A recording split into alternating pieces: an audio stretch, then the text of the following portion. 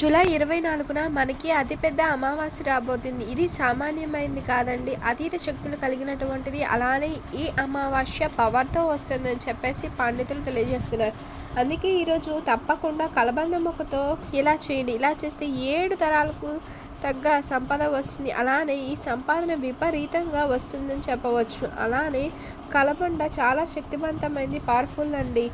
కలబంద గురించి చాలా పవర్ఫుల్ అని చెప్పవచ్చు. ముఖ్యంగా ఎవరైతే కలబంద మొక్కను తెచ్చి ఇంటిలో పెట్టుకుంటారో అలాంటి వాళ్ళకు ముగ్గురమ్మల అనుగ్రహం కలుగుతుంది. అలానే కాకుండా 3 కోట్ల ముగ్గురమ్మల కూడా కలబంద మొక్కలోనే ఉంటారు అని చెప్పేసి చెప్తారు. ముగ్గురు దేవతలు అంటే కలబంద మొక్కలో ఉంటారని చెప్పి పురాణాలలో చెప్పడం జరుగుతుంది. సరస్వతి, పార్వతి, లక్ష్మి ఇలా వీళ్ళ ముగ్గురు కూడా కలబంద మొక్కలో ఉంటారు. అదృష్ట మొక్కగా చెప్తారు. కలబంద ఎక్కడ ఉంటుందో అక్కడ మనశ్శాంతి ఉంటుంది. నెగిటివిటీ అనేది తక్కువగా ఉండి పాజిటివిటీ అనేది ఎక్కువగా ఉంటుంది. కలబంద అనేది చెప్పాలి అంటే మనకు చెడును ఆకర్షించకుండా అడ్డుకోవడానికి కూడా ఉపయోగపడుతుంది. అలానే కలబంద మొక్క చాలా పవిత్రమైంది అని చెప్పేసి చెప్పడం జరుగుతుంది. నార్మల్గా కలబంద ఇంటిని మనం తెచ్చుకోవాలి. ఇలా తెచ్చుకొని పరిహారం చేయాలి. ఏం చేయాలి, అదేవిధంగా అమావాస్య రోజు ఎలాంటి నియమాలు ఆచరించాలి అనేటువంటి విషయాన్ని మనం ఈ వీడియోలో వివరంగా తెలుసుకుందామండి. వీడియోని స్కిప్ చేయకోకుండా చూడండి. అమావాస్య చాలా శక్తివంతమైనది. మనకి శ్రావణ మాసానికి ముందు అమావాస్య వస్తుంది. ఇలా రావడం విశేషమని చెప్పవచ్చు. చెడు నుంచి మంచి తెచ్చుకోవచ్చు. అలానే అద్భుతం కలిసినటువంటి రావడం అనేది చెప్పవచ్చు. అమావాస్య అతీత శక్తులు ఉంటాయి. అలానే చాలా పవర్ ఉంటుంది. ఈ రోజున ఎంత మంచి ఉంటుందో అంత చెడు కూడా ఉంటుంది. అలానే అమావాస్య అనేది అదృష్ట శక్తులతో కూడి వస్తుందండి. ఇప్పుడు వస్తుంది కదా ఈ అమావాస్య, చాలా శక్తివంతమైంది. ఈ అమావాస్య రోజున చిన్న చిన్న నియమాలు ఖచ్చితంగా ఆచరించాలి. చాలామందికి తెలిసినా కూడా కొంతమంది ఆచరించరు. అలా ఆచరించక ఇబ్బంది పడతారు, కష్టాల పాలవుతారు, చాలా ఏంటంటే దుఃఖాలు అనుభవిస్తారని చెప్పవచ్చు. అందుకే అమావాస్య రోజు ఎట్టి పరిస్థితుల్లో కూడా మీరు దూర ప్రయాణాలు చేయకండి. వాటి ద్వారా మీకు ఇబ్బంది కలుగుతుంది. అదేవిధంగా మీరు ముఖ్యంగా అమావాస్య రోజు నల్లని దుస్తులు, బ్లూ కలర్లో ఉండేవి, గ్రే కలర్లో దుస్తులు ధరించకూడదు.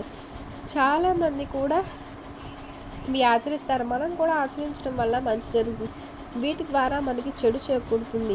వాటి ద్వారా మనకు చాలా వరకు ఇబ్బందులు కలుగుతాయని చెప్పేసి చెప్పవచ్చు. అందుకే మనం ఈ 3 రంగుల్లో ఉండేటువంటి దుస్తులు ధరించకూడదు. ఇక తర్వాత ఏంటంటే ఈరోజు నార్మల్గా చెప్పాలి అంటే మనం గిట్టినటువంటి వాళ్ళు కానీ లేకపోతే ఎవరైనా ఇంటికి వెళ్ళడం చేయకండి. అమావాస్య మనం చెప్పాం కదా ఎంత మంచి ఉంటుందో అంత చెడు ఉంటుందని. అలా పడిన వాళ్ళ ఇంటికి కానీ తెలియజేసిన వాళ్ళ ఇంటికి కానీ కొంతమంది ఇళ్ళకి వెళ్ళామనుకోండి, వాళ్ళ ఇంట్లో చెడు అంతా మనతో వస్తుంది. మన ద్వారా మన ఇంటిలోనికి ప్రవేశిస్తుంది, ఇబ్బంది పెడుతుంది, బాధ పెడుతుంది, మన జీవితం అస్తవ్యస్తం చేస్తుంది కదా. అందుకే జాగ్రత్త వహించండి. రోడ్డు మీద నడిచేటప్పుడు కూడా చూసుకోవాలి. మంచి చెడు ఉంటుంది, అవి దిష్టిలు తీసి పడేస్తుంటారు కదా. సో జాగ్రత్తగా చూసుకొని నడవండి. ఇక్కడ అమావాస్య రోజు ఇంట్లో ఖచ్చితంగా పసుపు నీటిని చల్లుకోవడం, ఇంటిల్లపాది తలస్నానం చేయడం, ఇంట్లో ధూపం వేసుకోవడం ఇలాంటివి చేయాలండి. ఇలా చేస్తే దుష్ట శక్తులు రావన్న నమ్మకం. కాబట్టి మీరు ఇంట్లో ధూపం వేసుకోవటము, ఇంట్లో మీరు లక్ష్మీదేవిని పూజించాలి. నార్మల్గా అమావాస్య అమ్మవారికి అంకితం చేయబడింది. ఆ తల్లి చాలా ఇష్టపడుతుందండి అమావాస్యని. కాబట్టి ఆ తల్లికి చిన్న దీపం పెట్టినా సరే ఆమె సంతోషించి ఐశ్వర్య వర్షం కురిపిస్తుంది. తలస్నానం చేయడం వల్ల జన్మాంతర దరిద్రాలు తొలగిపోతాయండి. కాబట్టి ఇలా శుచిగా స్నానం చేయండి. స్నానం చేసిన తర్వాత ఉతికిన దుస్తులు ధరించండి. ఇంట్లో ఇలాంటి విధి విధానాలు ఆచరించండి. ఇంట్లో ఈరోజు కాలికి నల్ల దారం కట్టుకుంటే 7 ఏళ్ల దరిద్రం తొలగించిపోతుంది. నల్ల దారం కట్టేటప్పుడు నల్ల దారానికంటే చక్కగా మనము కొంచెం అంత కర్పూరపు పొడిని వేసేసి నల్ల దారానికి కాలికి కట్టుకుంటే చాలా మంచిది. కొంతమందికి దిష్టి తగులుతూ ఉంటుంది, కొంతమంది దిష్టి వల్ల సఫర్ అవుతుంటారు కదా. అలాంటి వాళ్ళకి నల్ల దారం అనేది బాగా కాపాడుతుంది, దిష్టి రాకుండా కాపాడుతుంది. కాబట్టి నల్ల దారం ఇలా కట్టుకోండి. తర్వాత కలబంద మొక్క మన ఇంటికి తెచ్చుకుని పరిహారం చేయాలి. కలబంద మొక్క అతీత శక్తులు కలిగినటువంటిది. కాబట్టి కలబంద మొక్కను వేళ్లతో సహా తీసుకొచ్చి తర్వాత దాన్ని క్లీన్ చేసి పసుపు రాసి కుంకుమ బొట్టు పెట్టి ఎరుపు రంగు క్లాత్లో కట్టి దాన్ని తలకిందులుగా మీ ఇంటి గుమ్మానికి వేలాడదీయండి. ఇట్లా చేస్తే మీ ఇంట్లో నరపీడ, నరదిష్టి, చెడు దిష్టి, కను దిష్టి ఇట్లాంటివి ఉంటాయి కదా, వాటి నుంచి మనకి విముక్తి కలుగుతుంది. మన ఇంట్లో దైవానుగ్రహం లేదని బాధపడతాం కదా, దైవానుగ్రహం కలిగించుకోవడానికి ఇది బాగా ఉపయోగపడుతుందని పురాణాలలో చెప్పడం జరిగింది. శాస్త్రాల ప్రకారం ఏంటంటే కలబంద మొక్క పవిత్రమైనది, శక్తివంతమైనది. ముగ్గురు అమ్మలు ఉంటారు కాబట్టి ఈ ముగ్గురు అమ్మల వలన కూడా మనకు మంచి మేలు చేకూరడానికి అవకాశం ఉంటుంది. పార్వతీదేవి, సరస్వతీదేవి, లక్ష్మీదేవి ఈ ముగ్గురు ఉంటే మన ఇల్లు ఐశ్వర్యంతో నిండిపోతుంది. అభివృద్ధితో మనం ముందు ఉంటాం. మనం ఏంటంటే చక్కగా లైఫ్లో ఎదగడానికి కూడా అవకాశం ఉంటుంది. కాబట్టి కలబంద మొక్క చక్కగా పరిహారంతో చేయాలని చెప్పి శాస్త్రాలలో చెప్పడం జరుగుతుంది. కాబట్టి ఆచరించండి. కలబంద మొక్క అదృష్ట మొక్క. ఎందుకంటే కలబంద మొక్కను మనం కట్టుకుంటే ధర సమస్యలు తీరిపోతాయి, రుణ బాధలు తీరిపోతాయి, ధనం రావడం అనేది ప్రారంభమవుతుంది, విపరీత కష్టాలు తొలగిపోతాయి. చాలా వరకు కూడా మనకు మేలు కలగడానికి ఈ మొక్క పరిహారం అయితే ఎక్కువగా ఉపయోగపడుతుంది. కొంతమంది ఇళ్ళ దగ్గర మనం గమనించినట్లయితే కలబంద మొక్కను తలకిందులుగా వేలాడదీసి ఉంచుతారు. ఇక్కడ చూసినా సరే కట్టుకుంటూ ఉంటారు చాలామందిని. కానీ కొంతమంది నమ్మరు. ఇది అందంగా ఉండడం, బ్యూటీ ప్రొడక్ట్స్ మాత్రమే యూజ్ చేస్తారనుకుంటారు. ఇంటి గుమ్మానికి కట్టుకోవడం వలన కూడా మంచి ప్రయోజనాలు అనేవి చాలామందికి తెలియదు. చేసుకున్నా కూడా తెలిసి రాదు. కాబట్టి అలాంటి వాళ్ళు కలబంద మొక్కకు ఉపయోగపడుతుంది. ఒక్కసారి తెచ్చి పెట్టుకోండి సరిపోతుంది. కనిపించేలా కట్టినా పర్వాలేదు, చాలామంది కట్టుకుంటారు. కాబట్టి మనం కూడా కట్టుకోవచ్చు. కనిపించకుండా కట్టాలంటే ఒక చిన్న కొమ్మను తెచ్చుకొని అంటే దానికి పసుపు రాసి కుంకుమతో బొట్లు పెట్టి అమావాస్య రోజు బొట్లు పెట్టండి. అలా కూడా ఏం పర్లేదు, అలా కూడా మీకు మంచి జరుగుతుంది. కానీ అమావాస్య రోజు గుర్తుపెట్టుకోండి, మన ఇంట్లో దేవతలు ప్రవేశిస్తారు. మనకి ఎప్పుడో బాధ, ఇబ్బంది, భయపడుతున్నాం అనుకుంటాం కదా, అలాంటి వాళ్ళు మాత్రం ఖచ్చితంగా గుర్తుపెట్టుకోండి. వారికి ఇది 100% జరిగే తీరుతుంది. కలబంద మొక్క కట్టినప్పటి నుంచి కూడా మీకు దైవానుగ్రహం కలుగుతుంది, ఆ ప్రకృతి యొక్క అనుగ్రహం కలుగుతుంది. సకల దేవతలు మీ ఇంట్లో ఉంటారు. మీ ఇంట్లో ఐశ్వర్య వర్షం కురిపిస్తుంది. సంపాదన పెరగడంతో పాటు కొన్ని రకాల ఇబ్బందులు తొలగిపోవడానికి కూడా అవకాశం ఉంటుందండి. అందుకే ఈ విధంగా అమావాస్య రోజున ఖచ్చితంగా కలబంద మొక్కతో పరిహారం చేయండి. ఒకవేళ మీరు పాతతో కట్టుకున్నారనుకోండి, అది తీసేసి కొత్తది కట్టుకోండి. అలానే కలబంద మొక్కను పెట్టుకోండి. అట్లా పెడితే చాలా మంచిదండి. ఇక ఈ విధంగా కట్టిన తర్వాత వారానికి ఒకసారి ధూపం వేయండి. ఇది చాలా మంచిది. అండ్ అలానే కలబంద మొక్క మన ఇంట్లో మనం పెట్టుకుంటాం కదా, అలా పెట్టుకున్నప్పుడు ఏంటంటే కలబంద మొక్క గుబురుగా స్ట్రైట్గా పెరుగుతుందంటే ఖచ్చితంగా లక్ష్మీదేవి ఉన్నట్టే. కలబంద మొక్క ఇంటిలో దేవతలు ఉంటే ఇలా మంచి సిమ్టమ్స్ ఇస్తూ ఉంటుందండి. కలబంద మొక్క ఎడమవైపు వాళ్ళు పెరిగితే ఆ లక్ష్మీదేవి మన ఇంట్లోకి వస్తుంది. స్ట్రైట్గా పెరిగితే ఏంటంటే లక్ష్మీదేవి ఉన్నట్టే అని అర్థం. కలబంద ఏంటంటే కుడివైపుకు వాలితే మీ యొక్క ఆర్థిక సమస్యలన్నీ తొలగిపోతాయని అర్థం. ఇలా కూడా కలబంద మొక్కతో అంచనా వేస్తారు. అందుకే ఇప్పటి వరకు కలబంద మొక్క అనేది లేదు, తెచ్చుకోలేదు, పెట్టుకోలేదు అంటే ఖచ్చితంగా పెట్టుకోండి.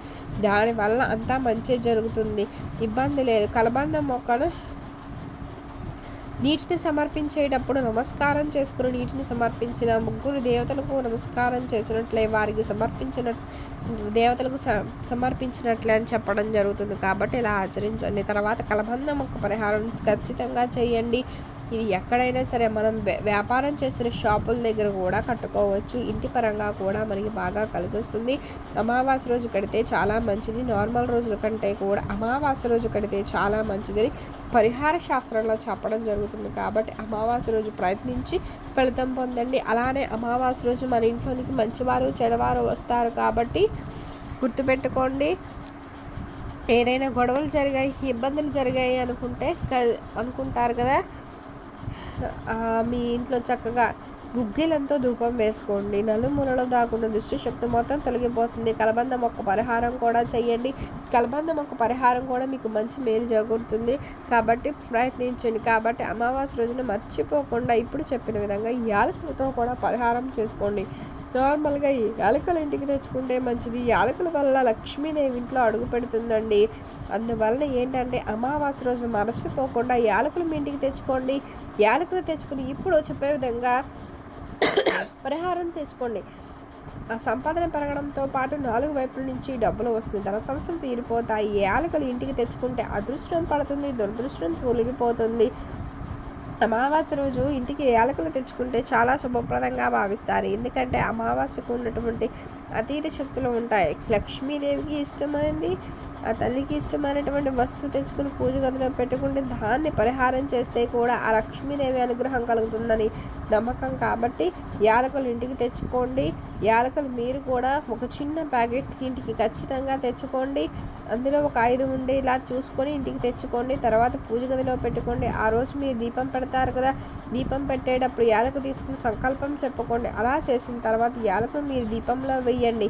ఇట్లా చేయడం వలన ఏం జరుగుతుందంటే మనకి దైవానుగ్రహం కలుగుతుంది, దేవుని యొక్క ఆశీస్సులు మన మీద ఉంటాయి. అలానే కాకుండా మంచి ఫలితాలు ఉంటాయి అని చెప్పవచ్చు. యాలకులకు చాలా పవర్ ఉంటుంది. యాలకుల వల్ల ఏంటంటే చాలా వరకు నష్టపోయినటువంటి వాళ్ళు కూడా లాభపడతారు. అదేవిధంగా ఎక్కువగా తీవ్రంగా నష్టాలు జరుగుతాయి కదా, అలాంటప్పుడు ఒక్కసారి యాలకులతో పరిహారం చేసుకుని నార్మల్గా మీ జీవితం సక్సెస్ని చూస్తున్నాము అనుకుంటూ ఉంటారు కదా, అలాంటి వాళ్ళ అమావాస్య రోజున యాలకులు తీసుకుని గుడి చేతిలో పట్టుకొని గట్టిగా సంకల్పం చెప్పుకోండి. ఇదంతా కూడా స్నానం చేశాక చెయ్యండి.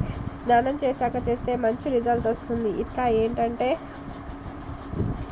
యాలకులు పట్టుకొని స్నానం చేశాక చెప్పుకోండి, చేతిలో పట్టుకొని చెప్పండి, మేమేం సక్సెస్ కావట్లేదు, మాకు ఎందుకో ఇలా జరుగుతుందని బాధపడుతుంటారు కదా, అలాంటి వాళ్ళు 5 యాలకులు తీసుకుని రావి చెట్టు ఎక్కడ ఉంటుందో అక్కడికి వెళ్ళండి. ఈ యాలకును చాలా పవిత్రతను కలిగి ఉంటుంది. కాబట్టి యాలకులు పట్టుకొని ఎప్పుడైతే సంకల్పం చెప్పుకుంటామో అప్పుడు అది చెడును తీసేస్తుంది. మనం ఏ సంకల్పం చెప్పుకుంటామో దాన్ని ఖచ్చితంగా మనకు పని అవ్వట్లేదు కదా, ఆ పని జరిగేలా చేయడానికి యాలకులు అనేవి ఉపయోగపడతాయి. మనం ఎప్పుడూ బాధపడుతూనే ఉంటాం కదా, అలాంటి బాధలు తొలగిపోవడానికి కూడా ఉంటుంది. కాబట్టి రావి చెట్టు దగ్గరికి వెళ్ళి సంకల్పం చెప్పుకోండి. అమావాస్య రోజు రావి చెట్టుని తాకితే అద్భుత ఫలితాలు వస్తాయి. అలానే రావి చెట్టు దగ్గర ఈ పరిహారం చేస్తే ఫలితం ఎక్కువగా ఉంటుంది. కాబట్టి తీసుకొని సంకల్పం చెప్పుకోండి.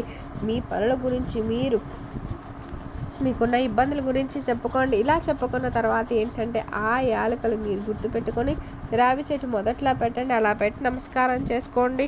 మన అవసరం కోసం మనం చేస్తాం కాబట్టి ఇలా చెప్పుకున్న తర్వాత వెనక్కి తిరిగి చూడకుండా ఇంటికి వచ్చేయండి.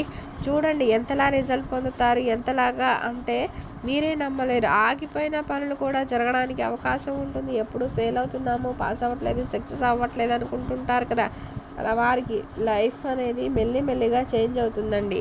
అలానే సక్సెస్ చూడడానికి అవకాశం ఉంటుంది. కాబట్టి రేపు వచ్చేటువంటి అమావాస్య అతీత శక్తులను కలిగి ఉంటుంది, పవర్ఫుల్. కాబట్టి మీరు మర్చిపోకుండా యాలకులతో ఈ పరిహారం కూడా చేసి చూడండి. ఖచ్చితంగా మార్పు చూస్తారు. మార్పు చూసి ఆశ్చర్యపోతారు, ఆశ్చర్యానికి గురి అవుతారు. కాబట్టి అంత చక్కగా ఉపయోగపడే పరిహారం అంత బాగా యూజ్ అవుతుందని చెప్పవచ్చు. శాస్త్రాల పరంగా యాలకుల అతీత శక్తి కలిగినవి, లక్ష్మీదేవికి అంకితం చేయబడినవి. కాబట్టి వీటి ద్వారా మేము ఏం చేసినా బాగా కలిసి వస్తుందన్న నమ్మకం అండి. అందుకే ఈ విధంగా ఈ పరిహారం చేసి ఫలితం పొందవచ్చు. అలానే జీవితం మార్చుకోవచ్చు. యాలకుల అమావాస్య రోజున ఇంటికి తెచ్చుకొని పూజ గదిలో పూజించుకుంటాం కదా, పూజించుకున్నప్పుడు లక్ష్మీదేవి పటం ముందు పెట్టినప్పుడు మనం యాలకులు పెట్టాలి. దీపంలో వేసి వెలిగించినప్పటికీ కూడా మనం ఏంటంటే లక్ష్మీదేవి పటం ముందు పెట్టుకుని 2 యాలకులు చాలండి, ఎక్కువగా అవసరం లేదు. 2 పెట్టి పూజించిన తర్వాత వాటిని తీసి పలుసులో పెట్టండి. మళ్ళీ అమావాస్యకు కూడా అవి అలానే మీ పలుసులో బద్ధంగా ఉంటాయి. బాధ అనేది ఉండదు, ఇబ్బంది ఉండదు. కాబట్టి మీరు యాలకులు పెట్టి పూజించండి. దీపం పెట్టుకోవాలి. అమావాస్య రోజు చాలామంది దీపం పెట్టుకోరు, కానీ దీపం పెడితే దేవుని అనుగ్రహం కలుగుతుంది. డబ్బు ఆకర్షిస్తారు, ధన సంచులు తీరిపోతాయి, ధనం రావడం జరుగుతుంది. అష్టదరిద్రాలపై అష్టైశ్వర్యాలు కలగడానికి ఇది చక్కగా పనిచేస్తుందని పురాణాలలో చెప్పడం జరుగుతుంది. కాబట్టి అమావాస్య రోజున తప్పకుండా యాలకుల పరిహారం చేయండి. అలానే మీరు ముందు చెప్పిన విధంగా కలబంద మొక్క పరిహారం కూడా చేయండి. అమావాస్య రోజు గుర్తుపెట్టుకోండి, మీరు హెయిర్ని కట్ చేసుకోవద్దు. హెయిర్ కట్ చేసుకుంటే శని మన జీవితంలో పెరుగుతుంది. కాబట్టి హెయిర్ కట్ చేసుకోకుండా ఉండడం మంచిదని పురాణ గ్రంథాల్లో చెప్పడం జరుగుతుంది.